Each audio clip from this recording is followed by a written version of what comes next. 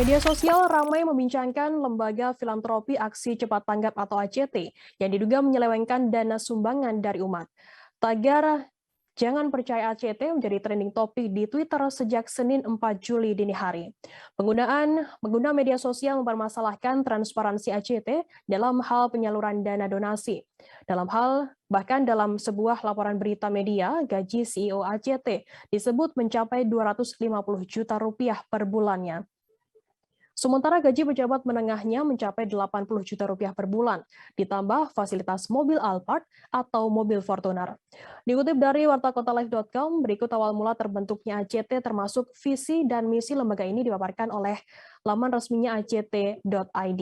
Berdasarkan laman tersebut, ACT resmi diluncurkan pada 21 April 2005 secara hukum sebagai yayasan yang bergerak di bidang sosial dan kemanusiaan.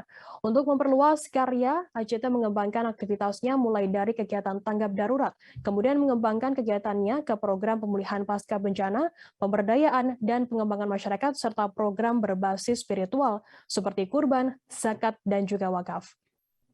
ACT didukung oleh donatur publik dari masyarakat yang memiliki kepedulian tinggi terhadap permasalahan kemanusiaan dan juga partisipasi perusahaan melalui program kemitraan dan corporate social responsibility atau CSR. Sebagai bagian dari akuntabilitas keuangannya, ACT secara rutin memberikan laporan keuangan tahunan yang telah diaudit oleh Kantor Akuntan Publik kepada donatur dan pemangku kepentingan lainnya, serta mempublikasikannya melalui media massa.